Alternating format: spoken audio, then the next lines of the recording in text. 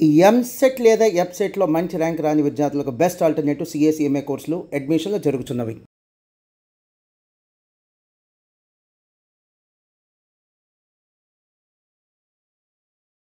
Hello and welcome to super doctors I dream exclusive సిరీస్లో మీ అందరికీ స్వాగతం. డాక్టర్స్ అందరూ సూపరే, కానీ సూపర్ డాక్టర్స్ అంటే ఎవరు అంటే సుదీర్ఘకాలం పాటు అది కేవలం వృత్తిగా మాత్రమే దాన్ని ట్రీట్ చేయకుండా వైద్య వృత్తిని మరో లెవెల్కి తీసుకెళ్ళాలి, సమాజానికి ఏదో విధంగా ఏదో ఒక కృషి చేయాలనే యజ్ఞంలాగా తలపెట్టిన వాళ్ళే మన సూపర్ డాక్టర్స్. ఇవాళ we have a legendary oncologist with us. ఎవరంటే డాక్టర్ రామ్మోహన్ రెడ్డి గారు. ఆంకాలజీతో వారి ప్రయాణం దాదాపు 3 దశాబ్దాల పాటు, అండ్ ఇందులో సర్జికల్ ఆంకాలజీతో పాటు ఇప్పుడు రేడియేషన్ ఆంకాలజిస్ట్గా వారు సుపరిచితులు. అండ్ అత్యధిక బ్రెస్ట్ క్యాన్సర్ స్క్రీనింగ్లు చేసినందుకు గాను గిన్నెస్ రికార్డ్ నెలకొల్పిన ఘనులు డాక్టర్ రామ్మోహన్ రెడ్డి గారు. వారి ప్రయాణం క్యాన్సర్ లాంటి మహమ్మారిని జయించడం ఎలాగా, హోప్ ఉందా, మరి సంఖ్యలు పెరుగుతున్నాయి, ఏం చేయాలి, లైఫ్ స్టైల్ ఎలా మార్చుకోవాలి అన్నీ తెలుసుకుందాం. సార్ స్వాగతం, నమస్కారం. నమస్తే అమ్మా. స్వప్న గారు, సార్ మీ ఇంటర్వ్యూలో రెగ్యులర్గా చూస్తుంటాను. సార్ మీరు you have special I on health care. చాలా సంతోషం. మీలాంటి వాళ్ళ అవేర్నెస్ చాలా ముఖ్యం. Thank you. ఈ అవేర్నెస్ ఎక్కువయ్యే కొద్దీ క్యాన్సర్ ఇన్సిడెన్స్ కూడా తగ్గించగలం, ప్రివెన్షన్ని చేయగలం. అందువల్ల చాలా సంతోషం. ఈ సూపర్ డాక్టర్స్ కార్యక్రమానికి నన్ను పిలవడానికి చాలా సంతోషపడుతున్నాను. సార్ చాలా ఆశ్చర్యకరమైన విషయం ఏంటంటే మీరు నిత్యం ఒక చాలా మహమ్మారి లాంటి రోగంతో డీల్ చేస్తున్నారు. అంటే దాదాపు రోజు ఒక శత్రువుతో పోరాడినట్టే. సో మీ ప్రయాణం ఎలా ఉంది సార్? 30 సంవత్సరాల మీ లైఫ్లో ఏం నేర్చుకున్నారు మీరు? What have you learned? Journey గురించి చెప్పాలంటే, ఈ క్యాన్సర్ వైద్యం చేసేటప్పుడు యాజ్ ఎ జూనియర్ ప్రాక్టీషనర్గా మొదలుపెట్టినప్పుడు అందరి బాధలు ఓ 10%, ఒక 25% ఇంటికి తీసుకెళ్లేవాళ్ళం. మాకు కూడా దిగాలుగానే ఉండేది. యాజ్ ఐ స్టార్టెడ్ ట్రీట్ చేస్తూ ఉండగా ఎంతమందిని ఉపశమనం కలిగగలుగుతున్నాం, ఎంతమందికి క్యూర్ చేయగలుగుతున్నాం. అనవసరమైన డెత్ ఏమైనా మన చేతి మీదుగా అవుతుందా, అనవసరంగా ఎవరు మన చేతికి వచ్చిన తర్వాత, మనం చూసిన తర్వాత బ్రతికించగలిగిన వాళ్ళని కంపల్సరీగా బతికిస్తున్నామా లేదా అనే దాని మీద ఫోకస్ చేసిన తర్వాత దాదాపు 4-5 సంవత్సరాల తర్వాత అనుకోని మరణం సంభవిస్తే తప్ప బాధపడడం మానేసాం. ఓకే. ప్రతిస్పందించడం కాకుండా అసలుగా స్పందించి వైద్యం చేయడం, నయం చేయడం, వాళ్ళకి కావలసిన వసతులు కల్పించడం, వాళ్ళకు ఉన్నంతలో సంపూర్ణంగా నయం చేయడానికి అన్ని ఏర్పాట్లు చూడడంలో ఫోకస్ చేసిన తర్వాత ఆ బాధ ఇంటికి రావడం మానేసింది. విచిత్ర విషయం ఏంటంటే సార్, ఇంత వైద్య పరిశోధన కొనసాగుతూ ప్రపంచవ్యాప్తంగా ఇప్పటికీ క్యాన్సర్కి మూల కారణం ఏంటంటే, సరే జెనెటిక్స్ కొంత చెప్తాము, కొంత లైఫ్ స్టైల్ అంటాను తప్ప ఎందువల్ల దాని మూలం ఏమిటి అని ఒక్క బ్రెస్ట్ క్యాన్సర్, ఒక హెచ్పివి లాంటి సర్వైకల్ క్యాన్సర్ తాలూకు తప్ప ఎందుకు కనుక్కోలేకపోయాను సార్ ఇంతవరకు? కనుక్కోగలిగితే అంత చక్కగా సరైన కారణం, లైక్ పోలియో అనుకోండి, పోలియో వైరస్ వల్ల వచ్చింది, దానికి వ్యాక్సినేషన్ వేసినా నిర్మూలించేసేయగలిగాం. స్మాల్ పాక్స్, చికెన్ పాక్స్, ఇట్లాంటివన్నీ కూడా కరెక్ట్గా ఒకే కారణం ఉంటే దాన్ని సంపూర్ణంగా నయం చేయడం చాలా సులభం. క్యాన్సర్ బై డెఫినేషన్, క్యాన్సర్ గురించి నిర్వచనంలోనే ఏముందంటే, క్యాన్సర్ ఒక వ్యాధి కాదు, ఒక వ్యాధుల సమూహం. ఒక వయసులో రాదు. కడుపులో ఉన్న గర్భస్థ శిశువు దగ్గర నుంచి కాటికి కాళ్ళు చాపిన పెద్దవారి వరకు ఎవరికైనా రావచ్చు. అండ్ అన్ని టిష్యూస్, 3 రకాల టిష్యూస్ ఉంటాయి బాడీలో. ఎపిథీలియల్ టిష్యూ అని, ఎండోథీలియల్ టిష్యూ అని, కనెక్టివ్ టిష్యూ అని. వాటిలోంచి సబ్ డివిజన్స్, రకరకాల టిష్యూస్ ఉంటాయి. ఏ టిష్యూలో నుంచి అయినా రావచ్చు. రైట్. ఏ ఏజ్ అయినా రావచ్చు, ఏ టిష్యూ అయినా రావచ్చు, అండ్ ఏ శరీర భాగంలో అయినా రావచ్చు. రైట్. శరీరానికి సంపూర్ణంగా కప్పిపెట్టిన స్కిన్ మీద కూడా చాలా ఎక్కువ. అదృష్టవశాత్తు మనం ఇండియాలో ఉన్నాం కనుక స్కిన్ క్యాన్సర్స్ మనకు తక్కువ. మెలనిన్ ఎక్కువ ఉంటుంది కాబట్టి మన స్కిన్లో. అవును. మిగతా ఈ తెల్లవాళ్ళు నివసించే ప్రాంతాల్లో అంతా skin cancer has become one of the very common cancers. So మనకు అది లేదు.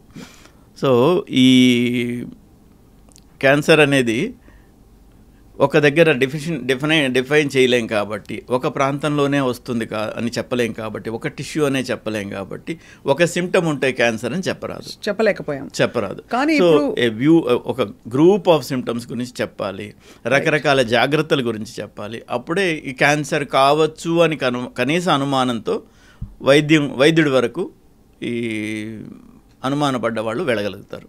ఆ తర్వాత డయాగ్నోసిస్ ఈజీ ఉంటుంది, దాదాపు ఈ ఒక్క పార్ట్ చక్కగా మనం చేయగలిగితే దాదాపు ఇప్పుడు వచ్చే క్యాన్సర్స్ని 125%కి తేగలం, 75% ప్రివెంట్ చేయగలం.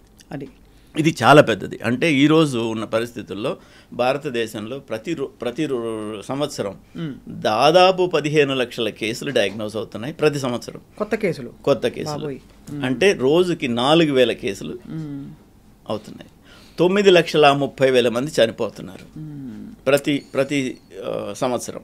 అంటే ప్రతిరోజు 2,500 మంది చనిపోతున్నారు క్యాన్సర్ బారిన పడి 2,500 మంది చనిపోతున్నారు. కేవలం ఒక్క భారతదేశంలోనే మన దేశం వరకే.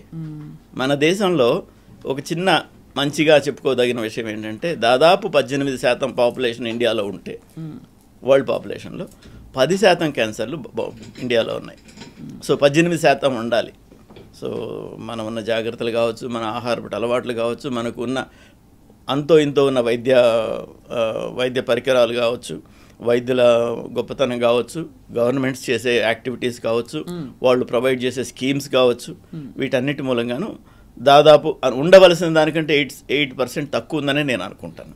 చాలా పెద్ద వరం అయితే మన ఐ వుడ్ సే మన వైద్య విధానాలు, మన మూలాలు అన్నిటికంటే మన పునాదులు చాలా గట్టిగా ఉంటాయంటారు కదా సార్. సార్, ఏ క్యాన్సర్ ఎక్కువగా మనకి కనిపిస్తుంది భారతదేశంలో? ఇప్పుడు సర్వైకల్ అండ్ బ్రెస్ట్ క్యాన్సర్ మహిళల్లో ఎక్కువగా ప్రబలుతోంది అంటున్నాము. ఇది ఇప్పటికి కూడా అదే వాస్తవమా, లేకపోతే ఇంకేమన్నా కొత్త క్యాన్సర్లు పుట్టుకొచ్చాయా? క్యాన్సర్లు కొత్తగా పుట్టుకురావడం ఏం కాదు, అంతకుముందు డయాగ్నోజ్ కానివి కూడా డయాగ్నోజ్ అవుతున్నాయి, నెంబర్ 1. ఇంకొకటి ఫీమేల్లో తీసుకుంటే అంతకుముందు సర్వైకల్ క్యాన్సరే ప్రిడామినెంట్గా ఉండేది. ఇప్పుడు బ్రెస్ట్ క్యాన్సర్ కూడా ఆ లెవెల్కి వెళుతోంది.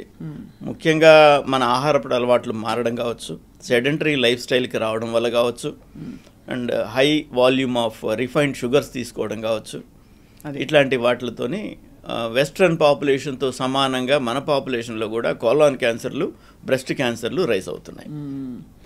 ఇప్పుడు క్యాన్సర్ ఉంది అనడానికి మామూలుగా మీరు 3 నెలల్లో బాగా బరువు తగ్గారా, ఇంకేదైనా సిమ్టమ్స్ ఉన్నాయా, బాగా అలసట ఫీల్ అవుతున్నారా, ఇలా జనరల్గా కొన్ని చెప్పుకుని తెలుసు సార్. మామూలుగా అసలు ఒక యాన్యువల్ స్క్రీనింగ్ కాకుండా మనకి నిర్ధారించుకోవడానికి మన వెల్నెస్ ఏమేమి ఉంటాయి సార్ సిమ్టమ్స్?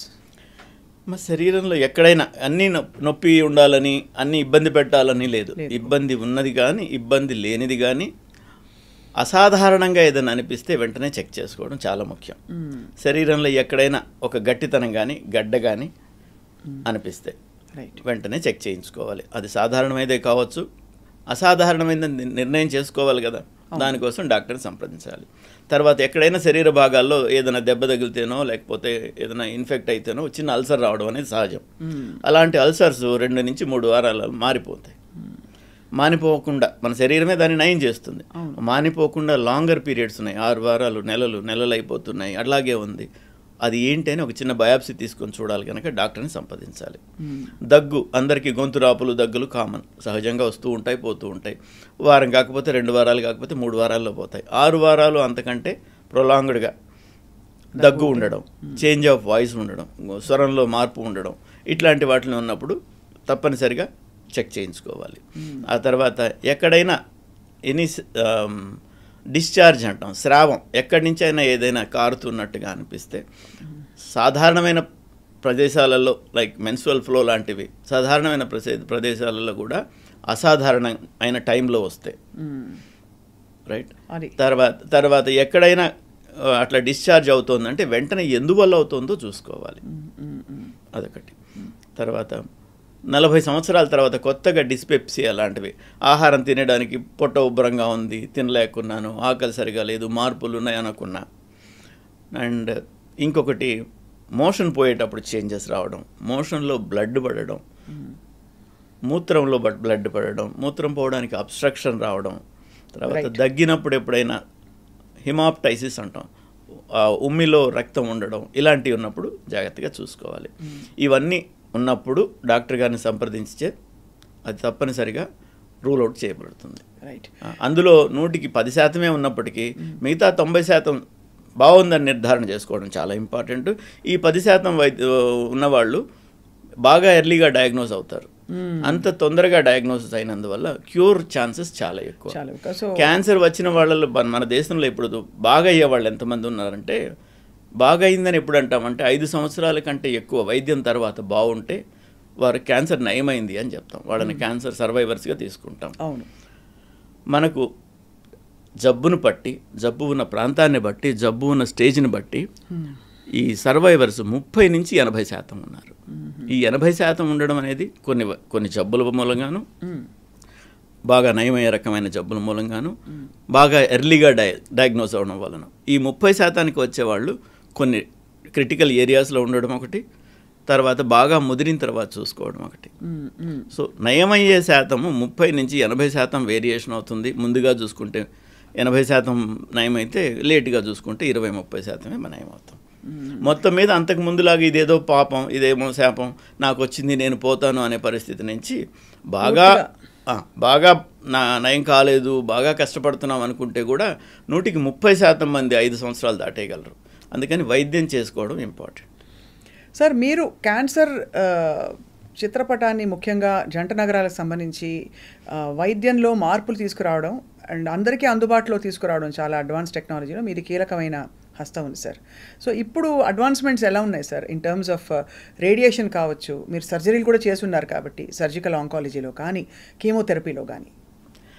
లక్కీలీ అమ్మ, నేను ఈ ట్రాన్స్ఫార్మింగ్ సినారియో టైంలో నేను కరెక్ట్గా హైదరాబాద్లో ఉన్నాను. నా అదృష్టంగా భావిస్తాను దాన్ని.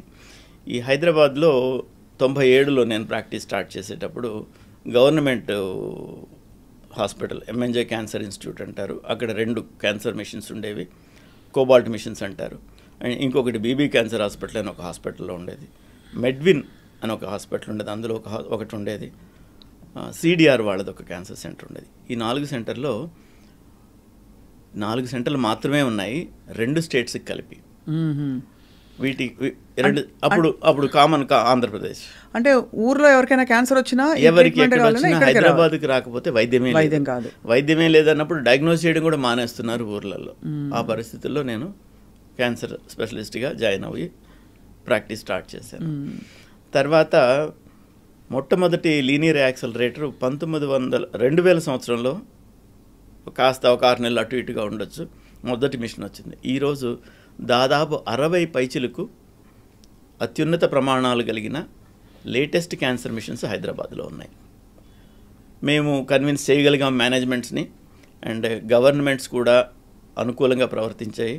అండ్ కొన్ని స్కీమ్స్ లైక్ ఆరోగ్యశ్రీ లాంటివి కానీ, ఈ హెల్త్ కేర్ స్కీమ్స్ అన్నీ అట్టడుగు వర్గాలకు కూడా ఆర్థిక వసతిని కొంతవరకు ఇస్తుంటే, కొంతవరకు హాస్పిటల్ ఆర్థిక బర్డన్ని కొంత షేర్ చేసుకోవడం మూలంగా వాళ్ళు వైద్యానికి అందుబాటులోకి వచ్చారు. ఈ స్కీమ్స్లో ఏంటంటే వాళ్ళు ట్రీట్మెంట్కి వచ్చిన తర్వాత ఇంటికి వెళ్ళే ఛార్జీలు కూడా వీళ్ళిస్తారు, గవర్నమెంట్ మూలంగా హాస్పిటల్స్ వాళ్ళు చెల్లిస్తారు. సో ఇలాగ చేయడం వల్ల ఒక ఫాలోఅప్కి వస్తే వాళ్ళకి పోయే ఖర్చులు కూడా ఇస్తారు. ఈ విధంగా ఉండడం వల్ల ఈ క్యాన్సర్ కేర్ ప్రొవైడర్స్ ప్రైవేట్ సెగ్మెంట్లో కూడా విపరీతంగా వచ్చి ఈరోజు మనం క్యాన్సర్ కేర్కి దాదాపు ఒక హబ్గా తయారయ్యాం. అంతకుముందు బొంబాయిలో కాస్త బాగా ఉండేది, అండ్ చెన్నైలో కాస్త ఉండేది, మిగతా చోట్లంతా నామమాత్రంగా ఉండేది. ఈరోజు ఒక రకంగా చెప్పాలంటే బొంబాయికిను హైదరాబాద్ చెన్నైకి ధీటుగా కొన్ని ఏరియాస్లో వాటిని దాటుకుని మరీ ముందుకెళ్ళిపోయాం. ఈరోజు మన దగ్గర ఎక్విప్మెంట్ ఇది లేదు అని చెప్పడానికి లేకుండా అన్ని ఎక్విప్మెంట్లు హైదరాబాద్లో ఉన్నాయి. అన్నీ ఒక హాస్పిటల్లో లేకపోవచ్చు, వైద్యులకు వసతి ఉంది. మేము ఎక్కడికైనా వెళ్ళి ఏ వైద్యమైనా చేయగలుగుతాం. పలానా మిషన్ కావాలంటే పలానా హాస్పిటల్లో ఉందంటే అక్కడికి వెళ్ళి చేస్తాం కనుక హైదరాబాదు ఈ చుట్టుపక్కల వాళ్ళందరికీ ఒక వరం లాంటిది అది. ఇంకొకటి, ఆఫ్రికా ఖండంలో దాదాపు 50 పైచిలకు దేశాలుంటే వాటి నుంచి దాదాపు 30 దేశాల నుంచి Hyderabad is preferred destination. Hyderabad ముఖ్యంగా క్యాన్సర్ కోసం హైదరాబాద్కి పరిగెట్టుకొచ్చేంత ఉన్నత స్థితికి మెడికల్ కేర్ వచ్చింది. అవును సార్, చాలా గొప్ప పరిణామం అది. అంటే చాలామందిని చూస్తూ ఉంటాం, అన్య దేశస్తులు ఇక్కడికి వచ్చి క్యాన్సర్ హాస్పిటల్, ఇక్కడ బసవతారకం కావచ్చు, ఇంకా ఇతర పెద్ద పెద్ద హాస్పిటల్స్ ఒమేగా కావచ్చు, ఇక్కడ చుట్టూ తిరగడం వాళ్ళు వైద్యం కోసం. సార్, ఈ 15 లక్షల మంది కేసులు మీరు చెప్పారు, ఆ 15 లక్షల మంది డెమోగ్రఫిక్స్ అవి స్టడీ చేసి ఉంటారు కదా, అసలు క్యాన్సర్కి వాళ్ళ స్థితిగతులు. ఎందుకంటే ఒకప్పుడు సినిమాల్లో క్యాన్సర్ అంటే గ్లామరస్ వ్యాధి, యాక్చువల్లీ హీరోకి వస్తుంది, హీరో షాల్వా కప్పుకుని అది కూడా ఒక విధమైన దుఃఖంలో కూడా ఒక గ్లామర్ కనిపించేది.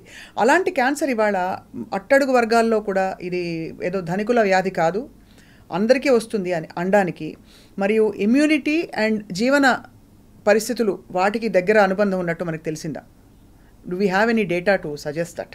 డేటా అని కాదమ్మా, ఒక యూనిఫైడ్ డేటా లేదు, కానీ దాదాపుగా ఈ డెమోగ్రఫిక్ స్టడీస్ మూలంగా అయితేమి, ఈ రకరకాల కారణం తెలియనందువల్ల మనం చేసే పరిశోధనల మూలంగా అయితేమి, ఇవన్నీ క్యాన్సర్ హేతువులు అని కొన్ని డయాగ్నోస్ అనుకున్నాం. వాటిల్లో ముఖ్యమైనది టొబాకో. దాదాపు 35% జబ్బులు, క్యాన్సర్లు ముఖ్యంగా టోటలీ టొబాకో మూలంగా. ఈ పొగాకుని ఏ విధంగా వాడినా ప్రమాదమే. రైట్. ఈ పొగాకు వాడకపోవడం, అధికంగా ఆల్కహాల్ తీసుకోకపోవడం, ఇవి రెండు చాలా ముఖ్యమైనవి. ఇవి మనం డబ్బిచ్చి జబ్బును కొన్నట్టు. కరెక్ట్. అవును సార్, డబ్బిచ్చి కొనకండి. సో మనకు అట్టడుగు వర్గాల్లో కనిపించే క్యాన్సర్స్ ఎక్కువ మరి పొగాకు రిలేటెడ్ లేదు ఆల్కహాల్ రిలేటెడ్ అని చెప్పచ్చా? ఎందుకంటే మీరు షుగరీ ఫుడ్స్, లైఫ్ స్టైల్, ఇవన్నీ కొంచెం అర్బన్ సెంట్రిక్ ఫినామినా. బట్ రూరల్లో మనకు అంత ఈ మోడర్న్ ఎక్కువ కార్బోహైడ్రేట్స్, షుగర్స్ తినడం లాంటి ఫినామినా ఉండకపోవచ్చు, కష్టపడి పనిచేస్తారు, అయినా రూరల్ స్టేటాలో కూడా మనం క్యాన్సర్ చూస్తున్నాం. ఈ డైకాటమీ ఎలా సార్? దీని మూలంగా ఏంటంటే చెప్పాల్సింది, ఈ వైవిధ్యం ఎందువల్ల ఉంది అంటే, ధనిక వర్గానికి వచ్చే క్యాన్సర్లు విడిగా ఉంటే పూర్ పీపుల్కి వచ్చే వ్యాధులు విడిగా ఉన్నాయి. ఓకే. అప్పుడు వాళ్ళకి అంతకు ముందంతా ఇండియాలో మొత్తం మీద ఇన్ఫెక్షియస్ డిసీజెస్, అంటువ్యాధులు, వీటితోనే ప్రాణాపాయం ఉండేది. ఆ స్టేజ్ దాటేసాం, అవన్నీ నయం చేస్తున్నాం. ప్రపంచానికే వైద్యాన్ని అందించే స్టేజ్కి మనం వచ్చాం. ప్రపంచం మొత్తానికి వ్యాక్సిన్లు సప్లై చేసే స్టేజ్కి మనం వచ్చాం. అవన్నీ తగ్గినందువల్ల ఏమైందంటే మిగతావి cardiac problems, cancer related problems ఎక్కువగా కనిపిస్తున్నాయి. అదొకటి. అండ్ ఏజ్ రిలేటెడ్ ప్రాబ్లం అని కూడా ఒక రకంగా చెప్పవచ్చు. అంటే ఏజ్ పెరిగే కొద్దీ క్యాన్సర్ ఇన్సిడెన్స్ పెరుగుతూనే ఉంటుంది. పెరుగుతూనే ఉంటుంది. అంచేత పుట్టినప్పుడు 9% మందికి నిర్ధారణ అయిపోయినట్టే క్యాన్సర్ వస్తుందని. పుట్టిన ప్రతి 100 మందిలో 9 మందికి క్యాన్సర్ వస్తుంది with age in their life time. ఏదో ఒక స్టేజ్లో 100కి 9 మందికి వస్తుంది. మనకి ఈ రోజు ఉన్న ఇన్సిడెన్స్ల ప్రకారం 9% తక్కువేం కాదు, మనకున్న పాపులేషన్కి చాలా ఎక్కువ వస్తుంది. సో మీరు ఆహారం గురించి మనం మాట్లాడుకున్నాం. సో వాళ్ళకు ఉండే జబ్బులు వేరే, వీళ్ళకు ఉండే జబ్బులు వేరే. ఆహారం చేసుకోవాలి. ఎక్సర్సైజ్, వాళ్ళు బై డిఫాల్ట్ ఎక్సర్సైజ్ చేస్తారు, బావిలో నీళ్లు చేస్తారు, పొలం పనులు చేసుకుంటారు, అన్నీ చేసుకుంటారు. సో దానికి రిలేటెడ్ వాళ్ళకి రావు.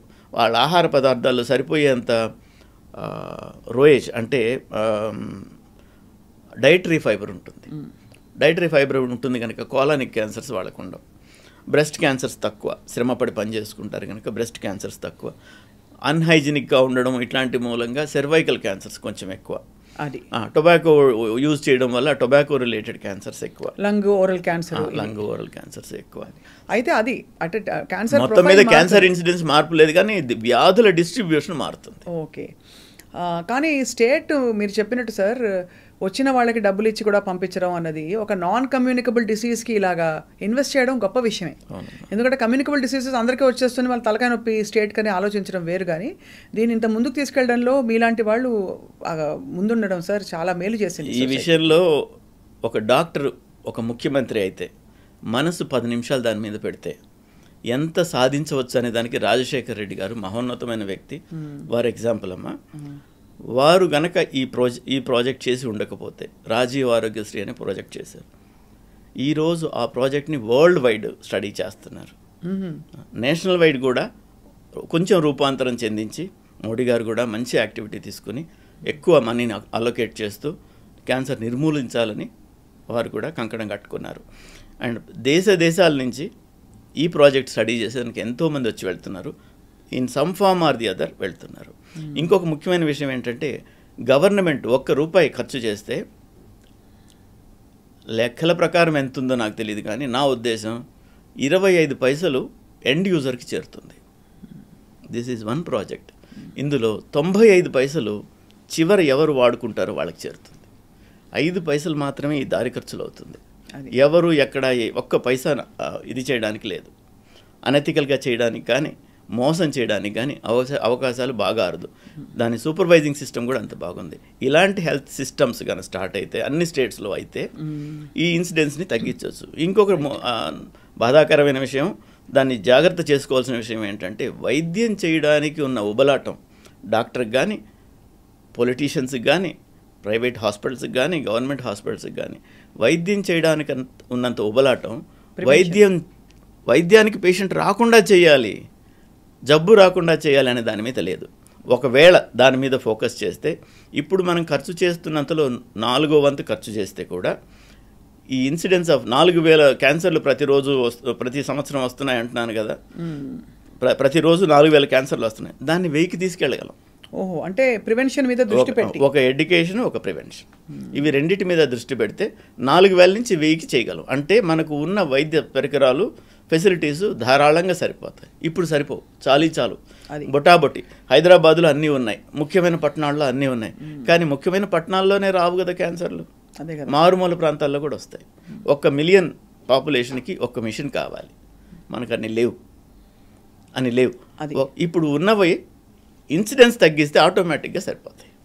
అవును సార్, మీరు అన్నది ఇందులో కూడా యాక్చువల్లీ నిజానికి మీరు లీడ్ తీసుకుని 2790 breast cancer screenings in single day కదా సార్. దానికోసం మీకు గిన్నెస్ రికార్డ్ ఒక అరుదైన ఒక బిరుదు వచ్చింది ఆ రోజు సార్. జస్ట్ ఐఎమ్ క్యూరియస్, ఈ 2000 ఒక బృందం ఒక్కనే కాదమ్మా, ఒక బృందం అందరం కలిసి చేయగలిగింది అది. అండ్ అది చేయడానికి ఏంటంటే మేము ఇంకా 1,000 మంది ఎక్కువే చేసాము. బట్ వాళ్ళు కౌంట్ చేసే విధంగా మేము డ్రోన్ పిక్చర్స్ పంపించాలి, సూపర్వైజ్ చేసేదానికి వచ్చి ఉంటారు. అలాగ పంపించడానికి ప్రైవేట్ పార్ట్ ఎగ్జామినేషన్, దానిలో కొంత కవర్ చేయాలి, కొంత చూపించాలి. సో అలాగ చేయగలిగింది మేము ఆ నంబర్ చేయగలిగాం. అంతకంటే ఇంకో 1000 మంది ఎక్కువే చేసాం. They could not count on the videos. So when you say screening sir, it includes mammogram and self breast examination. Self examination ఒకటే ఫోకస్ చేసాము. అందులో ఏమవుతుందంటే చేసిన తర్వాత అనుమానం ఉన్న వాళ్ళందరినీ విడిగా తీసుకుని వాళ్ళకి మ్యామోగ్రఫీలు, ఫర్దర్ టెస్ట్లు, ఫైన్ నీడిల్ ఆస్పిరేషన్ సైటాలజీ చేసి అందులో డిటెక్ట్ అయిన వాళ్ళకి దాదాపుగా ఉచిత వైద్యం అందించగలిగాం. అప్పుడు చాలా గొప్ప విషయం sir. Sir I'm just curious, ఆ రోజు ఎన్ని కేసులు బయటపడ్డాయి? అంటే ఇది ర్యాండమ్గా ఒక 3,000 మంది వచ్చి మీ దగ్గర స్క్రీనింగ్ చేయించుకున్నారు, వాళ్ళే షాక్ అయిన వాళ్ళు చాలా మంది ఉంటుంటారు కదా. చిన్నబాబు గారని గ్రేస్ హెల్త్ కేర్ ఫౌండేషన్ తరఫున పనిచేస్తారు చిన్నబాబు గారు, వారు. అండ్ ఇంకో 2-3 సంస్థలు అక్కడ very good number of sisters, health care assistants, వీళ్ళందరం కలిసి చేసింది అది. ఆ రోజు దాదాపు 400 పైచిలుకు కేసులు డయాగ్నోస్ అయినాయి, అనుమానాస్పదంగా అయినాయి, ఏదో ఒక లంప్ ఉండి అనుమానాస్పదంగా అయినాయి. అది ఫర్దర్ ఎవాల్యుయేట్ చేసాము. అందులో నుంచి 20% was found to B disease. వాళ్ళందరికీ వైద్యం అందింది. ఏదో విధంగా పెట్టుకోగలిగిన వాళ్ళకి పెట్టుకునే విధంగా చేస్తే, పెట్టుకోలేని వాళ్ళకి కూడా ఏదో ఒక ఏర్పాటు చేసి మాకు వైద్యం చేయించుకుని నయమైన వాళ్ళు కొంతమంది, ఎవరైనా క్యూరబుల్ క్యాన్సర్స్ వస్తే మేము సహాయం చేస్తామని చెప్పిన వాళ్ళు బృందాలుగా ఉంటారు. రైట్, వాళ్ళని మేము సంప్రదించి వీరికి బాగైపోతుందండి, వీరికి మీరు వైద్యం అందజేయండి అంటే వాళ్ళు చేస్తారు. సో ఆ విధంగా చేస్తుంటాం. చాలా మందికి పెద్ద షాక్ కదా సార్. ఇప్పుడు వాళ్ళు పేదవాళ్ళైనా ధనికులైనా నాకు వచ్చిందా అంటారు, నాకు రాదని అనుకుంటారు ప్రతి వాళ్ళు. సో మీకు క్యాన్సర్ అని చెప్పే ఆ విషయం చాలా కష్టతరం కదా సార్ మీకు కూడా? కొంచెం ఇబ్బందికరమే. పీరియడ్ అలవాటు అవుతుంది, ఎలాగ చెప్పాలి, ఎవరికి చెప్పాలి, ఎలా వెళ్ళాలి. మామూలుగా అయితే మనకు చిన్న అడ్వాంటేజ్ ఉంది మన దేశంలో. అక్కడ బయట కంట్రీస్లో అంతా పేషెంట్తో డైరెక్ట్గా మాట్లాడాలి. పేషెంట్కి చెప్పిన తర్వాత పేషెంట్ పర్మిషన్తో ఎవరికి చెప్పాలో నిర్ధారణ చేస్తాం. మనకేంటంటే పేషెంట్ తరఫున డాక్టర్లు కొంత ముందడుగు వేసి వాళ్ళ తరఫున కొంతవరకు ఆలోచన చేసి ఎవరికి ముందు చెప్పాలో నిర్ణయం చేసే అధికారం ఉంది. ఓహో, పేషెంట్ ఉన్నారు అంటే మెడికల్ ఎథిక్స్ ప్రకారం కూడా యూ కెన్ డూ దట్. మాకు అధికారం ఉన్నట్టే, వారికే చెప్పాలి, ప్రైవసీ ఉంటుంది. బట్ వారిని తీసుకొచ్చే వాళ్ళు పక్కనే ఉంటారు కదా మాకు వైద్యం చేయించేటప్పుడు, వాళ్ళకి చెప్పకూడదని మాకు రూల్ లేదు కదా. సో మేము వీళ్ళని బయట కూర్చోబెట్టి వివరంగా చెప్తాం, ఇలా ఉంది. వారికి చెప్పకుండా కాదు, వాళ్ళకి మెల్లగా చెప్దాం. మీన్ వైల్ ఫర్దర్ ఇన్వెస్టిగేషన్స్ చేస్తాం. 2 సార్లు 3 సార్లు క్యాన్సర్ హాస్పిటల్ చుట్టూ తెలిస్తే వాళ్ళకి అనుమానంగానే ఉంటుంది. అప్పుడు చెప్తాం, ఇలా ఉంటుందమ్మా, ఇలా బాగా తగ్గుతుంది, ఇది తగ్గుతుంది, ఇలా ఉంటుంది, ఇలా చేస్తామని చెప్తాం. వాళ్ళకి అప్పటికి అర్థం చేసుకునే ఓపిక శక్తి వస్తాయి. కొన్ని ఇన్సిడెంట్స్లు ఉన్నాయి, క్యాన్సర్ అని డయాగ్నోస్ చేయగానే ఎక్కడి నుంచో దూకి చనిపోవడాలు కూడా చూసాం. మీరు చూసారా సార్ మీ కెరియర్లో? సో చూసాను. హైదరాబాద్లో కూడా ఒక సంఘటన జరిగింది. నా మిత్రురాలు, నా సహ విద్యార్థి అమెరికాలో జీవిస్తూ అడ్వాన్స్డ్గా డయాగ్నోస్ అయిందని ఒక ఫ్రోజన్ ఆల్మోస్ట్ ఫ్రీజింగ్ టెంపరేచర్స్లో ఉండే రివర్లోకి కార్ డ్రైవ్ చేసుకుని చనిపోయింది. That is the time when I started thinking being more passionate towards curing. That's so disturbing sir. అవునమ్మా. ఎందుకు సార్ అంత ఎందుకు గుండె జారిపోతుంది అంటే డాక్- అమ్మో ఇది నేను పడలేనా? అదే కాదమ్మా, జబ్బుకి నువ్వు డాక్టర్వా పేషెంట్వా తెలియదు. రైట్, నేను డాక్టర్నని నేను నిర్లక్ష్యం చేస్తే ఎలాగా? బాడీ మాట్లాడుతుంది, బాడీ చెప్తుంది ఇబ్బంది ఉంది, ఇక్కడ నొప్పిగా ఉంది, ఇక్కడ గడ్డగా ఉంది, ఇక్కడ తేడాగా ఉంది అని చెప్పినప్పుడు మనం దాని మాట విని ఎందుకుంది, నాకెందుకుంది, ఎలా ఉంది అని ఏంటని సంప్రదించాలి. నేను డాక్టర్నే అనుకుంటే నువ్వు డాక్టర్ అయితే దానికేం తెలుసు, డాక్టర్ అయితే దానికేంటి, కాకపోతే దానికేంటి. సో ఆవిడ నిర్లక్ష్యం చేశారా సార్ కొంత సిమ్టమ్స్ అనే అనుకోవాలమ్మా. ఆ కాలంలో నాకు టచ్లో లేరు వారు. నేను విన్నదాన్ని బట్టి అడ్వాన్స్డ్ డయాగ్నోసిస్ అయినందువల్ల ఇంకా ఇలాగే ఉంటుంది కదా అనుకున్నారు. అండ్ మనకులాగా ఒక రకమైన మానసికమైన సహాయం కానీ ఒకళ్ళ మీద ఒకళ్ళు డిపెండ్ అయ్యి ఆధారపడేందుకు కానీ ఇక్కడ అవకాశం అక్కడ బయట కంట్రీస్లో ఉండదు. వారు, వారి భర్త, లేకపోతే వాళ్ళ పిల్లలు, అంతకుమించి వాళ్ళకి ఏ విధమైన సహాయం అందదు. భారం కాకూడదని కూడా చాలా మంది ఇలాంటి అన్నీ ఉంటాయి కదమ్మా. ఇప్పుడు ఒకళ్ళుగా ఆలోచన చేసినప్పుడు ఇప్పుడు ఒక కిలో బరువు తీసుకోండి, చేతిలో పట్టుకోండి, కిలో బరువే సహాయం, దానికి ఏం అక్కర్లేదు. సాయంత్రం దాకా పట్టుకోండి తెలుస్తుంది, అదే ఒక టన్ అవుతుంది. సో వాళ్ళు ఒక్కళ్ళే ఉన్నప్పుడు ఇలాంటి జబ్బు గురించి వాళ్ళు అలా ఆలోచన చేస్తారు. చాలా ప్రచండ వేగంతో దాన్ని పెద్ద చేసేసుకుంటారు, విపరీతమైన ఎక్కువగా ఊహించేసుకుంటారు. అందులో ముఖ్యంగా డాక్టర్ కనుక ఏముంటాయి ఎలా ఉంటాయని తెలుసు కాబట్టి వాటిని అన్నీ మ్యాగ్నిఫై చేస్తారు. ఇప్పుడు మనకు మనం వైద్యం చేసే మందుల్లో వాంతులు నరికొట్టేదానికి మందు ఉంటుంది, దాని మీద సైడ్ ఎఫెక్ట్లలో వాంతి రావడం కూడా రాసి ఉంటుంది. అది రైట్. సో సైడ్ ఎఫెక్ట్స్ ఎప్పుడో ఏదో వచ్చేదాని గురించి ముందుగా తీసుకోవడం కరెక్ట్ కాదు. మీరు అన్నీ చెప్తూనే ఉంటారు, ప్రివెంట్ అవ్వాలి, చూపించుకోవాలి, అన్నీ చెప్తూనే ఉంటారు, మీడియాలో మేము చెప్తుంటాము. అయినా ఇంకా స్టేజ్ 4 వచ్చేవాళ్ళు కామన్గా ఉన్నారు, స్టేజ్ 3 వచ్చేవాళ్ళు కామన్గా ఉన్నారు.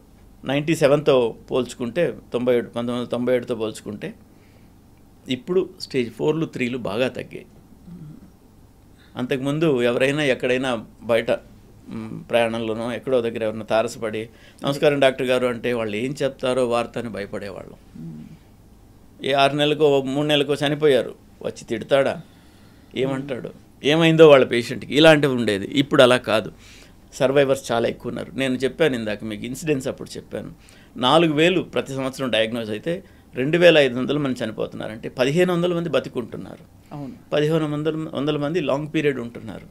వాళ్ళందరూ కూడా ఫర్ ఎగ్జాంపుల్ నా దగ్గర ఉన్న పేషెంట్స్లోనే తీసుకుంటే పసి బిడ్డలతో వచ్చి ఈ బిడ్డలు ఎలాగా అనుకున్న వాళ్ళందరూ వాళ్ళకి పెళ్ళిళ్ళు అయ్యేంత వరకు జీవించారు, ఇంకా కూడా జీవిస్తున్నారు.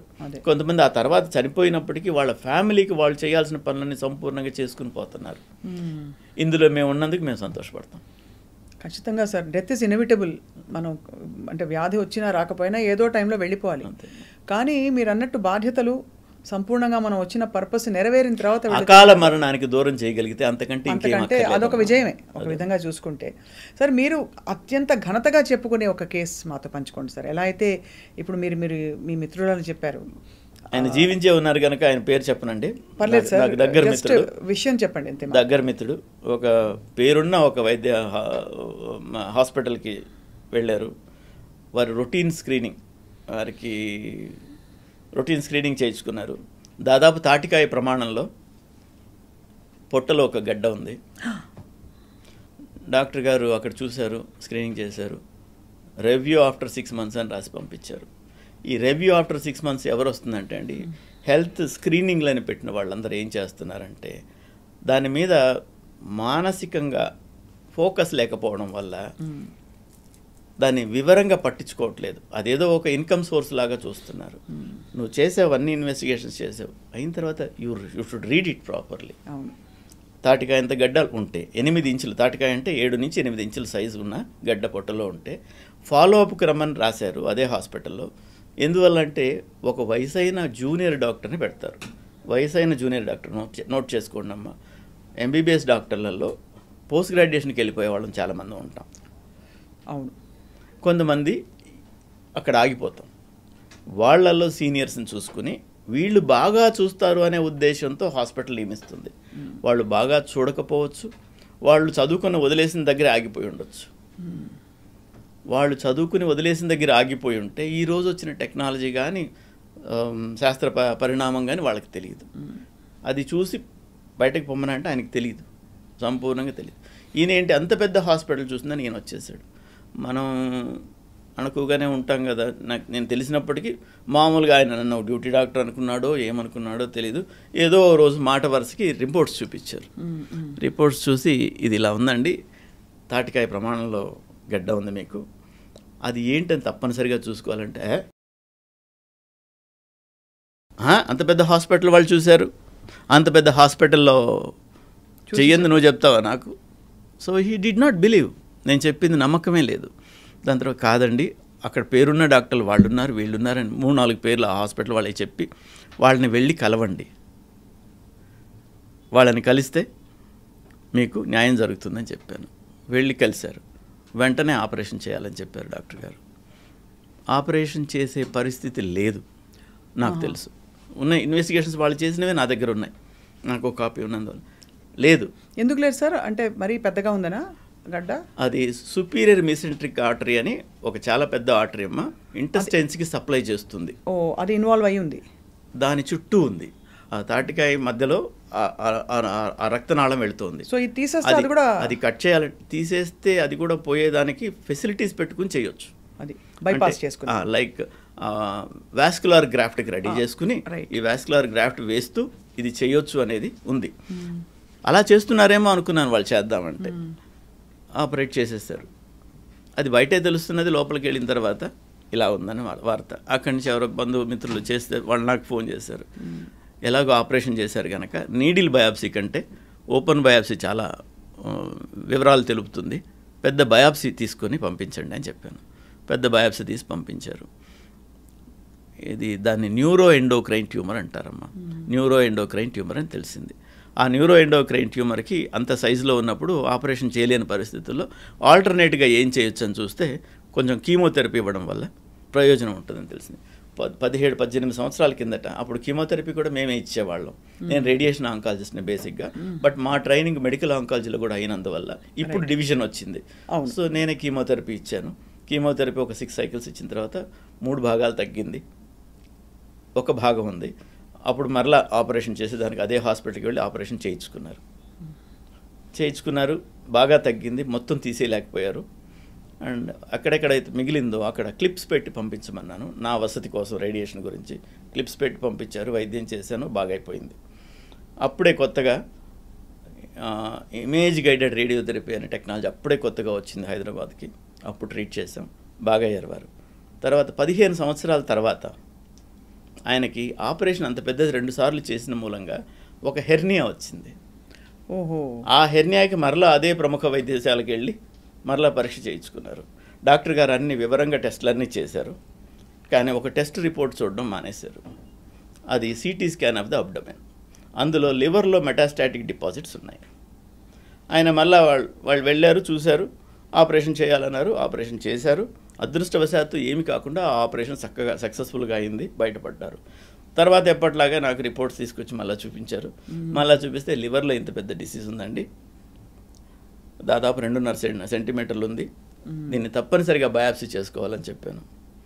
మిత్రుడు హెసిటేట్ చేశాడు. మరలా ఇంకా 2-3 చూపించుకున్నారు. అందరు చేయించాలంటే అప్పుడు నా దగ్గరికి వచ్చాడు. మరలా బయాప్సీ చేసాం. It was found to be metastatic deposit in the లివర్లో. అప్పుడే కొత్తగా సైబర్ నైఫ్ అనే చికిత్సా విధానం వచ్చిండింది ఇక్కడికి. అప్పుడు సైబర్ నైఫ్ ద్వారా ట్రీట్మెంట్ చేసాం. ట్రీట్మెంట్ చేస్తే సంపూర్ణంగా తగ్గింది. 5 సంవత్సరాలు గడిచిపోయాయి. 5 సంవత్సరాలు గడిచిన తర్వాత ఇప్పుడు మరలా లివర్లో వచ్చింది. రైట్. అప్పుడు ఆయనకి చిన్న పిల్లలు ఇప్పుడు సెటిల్ అయిపోయారు. పిల్లలు యుఎస్లో ఉంటున్నారు, బాగా చదువుకున్నారు, మంచి ఉద్యోగాలు చేసుకుంటున్నారు. ఆయన కూడా 60+ వచ్చారు. రైట్. ఆ తర్వాత మరలా వచ్చింది. మరలా ఇంకో చికిత్సా విధానం వచ్చింది. ఇంకో చికిత్సా విధానం వచ్చింది. దాన్ని లుటీషియం థెరపీ అంటాం. రేడియో యాక్టివ్ న్యూక్లియైడ్స్ ఇస్తాం.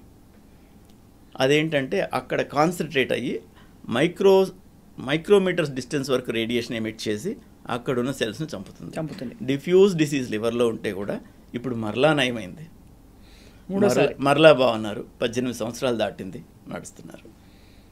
చాలా పెద్ద విజయం సార్. అంటే కొత్త కొత్త ఆధునిక వైద్య విధానాలతో దీంట్లో మనం ముఖ్యంగా నేర్చుకోవాల్సింది ఏంటంటే, చాలా జబ్బులకి సంపూర్ణమైన వైద్యం లేనప్పటికీ మేము వైద్యం చేస్తాం.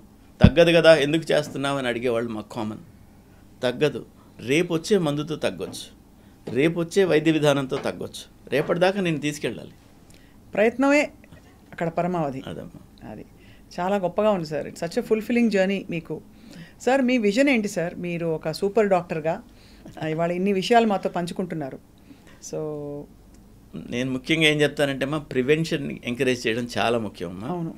నేను నా ఈ అనుభవాలతో వివిధ దేశాలలో నేను వైద్యం చేసిన అన్ని చోట్ల నాకు ఇన్విటేషన్స్ వస్తున్న మూలంగా I'm working on their health care schemes. Because మనం ఆఫ్రికా దేశంలో చాలా ఆఫ్రికా ఖండంలో చాలా దేశాలలో మనం 1980లో ఎలా ఉన్నాం, 85లో ఎలా ఉన్నాం, అలా ఉన్న వాళ్ళు ఉన్నారు. అవును సార్. రైట్. ఇంకా కరెంట్ లేదు, ఇంకా లాస్ట్ ఎండ్ చివరి విలేజ్కి బస్సులు లేవు, 20 కిలోమీటర్లు 30 కిలోమీటర్లు వస్తే తప్ప మెయిన్ రోడ్డు కనపడదు. ఇలాంటి దూరాలలో ఉన్నాయి. వాళ్ళంతగా వాళ్ళ జర్నీ స్టార్ట్ చేసి కంప్లీట్ చేసుకోవాలంటే వాళ్ళకి 50 ఏళ్ళు పట్టొచ్చు. మనం ఇన్వాల్వ్ అయితే 5 నుంచి 10 ఏళ్లలో చేయగలుగుతాం. అది ఎంకరేజ్ చేస్తున్నాను, నా వల్ల అయితే చేస్తానమ్మా. సో ప్రపంచం అంతా వసుధైక కుటుంబం.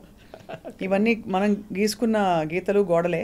మనకు ఇంకా మనం చేయాల్సినవి ఉన్నాయి, బట్ గవర్నమెంట్లు యాక్టివ్గా పార్టిసిపేట్ చేస్తున్నాయి కనుక మన గోల్స్ మనం త్వరలోనే రీచ్ అవుతామని నేను అనుకుంటున్నాను. చివరిగా సార్, పసరు వైద్యాలు ఇవన్నీ ఇంకా నమ్మకాలు కంటిన్యూ అవుతున్నాయి. క్యాన్సర్ వస్తే ఆకు వైద్యం చేస్తే పోతుంది రాచపుండుకి అని కానీ, సరే ఇంకా ఇతర థెరపీలు, ఆక్సిజన్ థెరపీ, ఓజోన్ థెరపీ, రకరకాల ఆల్టర్నేటివ్ వచ్చేసాయి sir. What is your opinion about that? అమ్మా, టోటల్గా నేను కొట్టేయలేను, కానీ నేను దాని గురించి కామెంట్ చేసేంత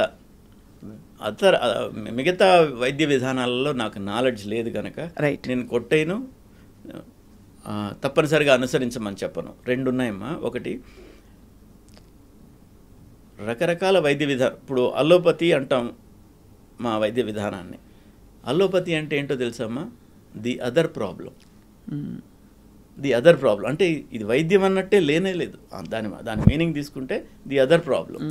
వేలికి ఇన్ఫెక్షన్ వచ్చింది అనుకోండి, ఆ ఇన్ఫెక్షన్ ఎక్కువైతే చనిపోతారు. యాంటీబయాటిక్స్ లేని రోజుల్లో ఆ వేలు తీసేసేవాళ్ళు. అదర్ ప్రాబ్లం నిలబడిపోయినట్టే కదా. వేలికి వచ్చిన వాళ్ళు ఇన్ఫెక్షన్ ఎక్కువై చనిపోయే శాతం 5% ఉంటే, వైద్యం చేయాలంటే 100% వేలు పోతుంది. అవును. So that is the reason for coining this name. అప్పుడు అన్ని వైద్య విధానాలు ఉన్నాయి, ఇప్పుడు ఉన్నాయి. అందులో నుంచి ఈ అలోపతి వాళ్ళు ఏం చేశారంటే, చాలా ముఖ్యంగా చాలా నోటబుల్ పాయింట్ ఇది. ఒక పసరు ఉంది, అందులో ఏది యాక్టివ్ ప్రిన్సిపల్, యాక్టివ్ ఇంగ్రీడియంట్ ఏంది, ఆ పసర్లన్నీ వీళ్ళు అనలైజ్ చేశారు. అనలైజ్ చేసినాక ఇది మాలిక్యూల్ అన్నా కూడా ఆ మాలిక్యూల్ని ఐడెంటిఫై చేశారు. దాన్ని ట్యాబ్లెట్ గానో ఇంజెక్షన్ గానో ఎలా బాడీలోకి పంపించడం సులభం ఉంటుందో అలా చేశారు. దాన్ని 100 మందిలో పరిశోధనలాగా చేశారు. 100 మందికి పలానా జబ్బున వాళ్ళకి ఇది ఇచ్చారు, వాళ్ళలో ఎలా ఉంది. మిగతా అందరూ ఒప్పుకోరు కదా, మిగతా 100 మంది వైద్యం తీసుకోలేదు, వాళ్ళు ఎలా ఉన్నారు. కంపారిటివ్ స్టడీ చేసినందువల్ల ఇందులో బాగా అవుతుంది అనుకున్నప్పుడు ఇది బాగుంది, దీన్ని ఫర్దర్ ఎంత డోస్ ఇవ్వాలి, ఇలాంటివన్నీ పరీక్షలు యానిమల్స్లో వాటిలో అంతా చేసి కరెక్ట్గా అల్లోపతి వైద్యం అబ్జర్వ్ చేసుకుంటుంది. ఇలా ఎన్నో మందులు ఆయుర్వేదం నుంచి అలోపతిలో ఉన్నాయి. సో అలాగ అన్ని సిస్టమ్స్ నుంచి కూడా ఉండొచ్చు. నాకు ఆయుర్వేదం ఇక్కడ జరిగేది మనం చూస్తున్నాం కనుక కొన్ని చెప్పగలుగుతున్నాను. మిగతా అన్ని వైద్య విధానాల నుంచి అంతో ఇంతో వస్తుంది. రైట్. ఇవన్నీ తీసుకుని ఎదుగుతూ వెళ్తోంది ఇది. ఈ ఆయుర్వేదం వీటికి వచ్చేటప్పటికి ఏమవుతుందంటే, ఆయుర్వేదం గురు శిష్య పరంపర. శిష్యుడు దాని గురించి శ్రద్ధ లేకపోతే పోతుంది. అవును. ఫ్యామిలీలో వస్తుంది, కుటుంబంలో తండ్రి గారు చేశారు, నువ్వు చేసింది నేను చేయనానా అని వెళ్ళిపోయి కొడుకుంటాడు. ప్రతి వాళ్ళకి వాళ్ళు సంపూర్ణంగా నేర్పించాలని లేదు, వాళ్ళు నేర్పించినా వీళ్ళు నేర్చుకోవాలని లేదు. అలాగ అవన్నీ క్షీణించిపోతున్నాయి. మిగతా వైద్య విధానాలు క్షీణిస్తుంటే ఇవి బలపడుతున్నాయి. అండ్ ఇంకొకటి, వైద్యంలో ముఖ్యంగా ఇది వైద్య విధానం అని చెప్పాలంటే మనం కంట్రోల్డ్ స్టడీస్ చేసి నిర్ధారణ చేసి ఉండాలి. Clinical trials. ఈ నిర్ధారణని రిప్రొడ్యూసబుల్గా ఉండాలి. మరలా మీరు వైద్యం చేస్తే కూడా ఈ ఆ కండిషన్లో అదే ఫలితం రాబట్టగలగాలి. అది అప్పుడు దాన్ని శాస్త్రీయ వైద్య విధానంగా అంటాం. సో ఇప్పుడు ఎవిడెన్స్ బేస్డ్ మెడిసిన్ అంటాం.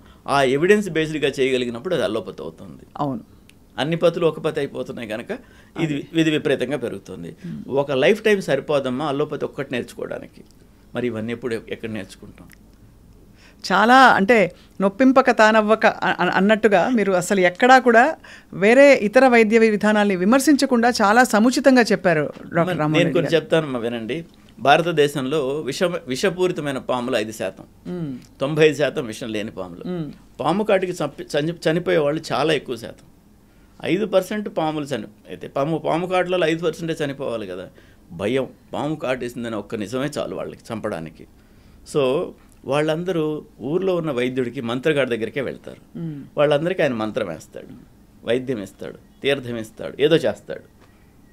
రైట్, 95 మందికి నయం అవుతుంది.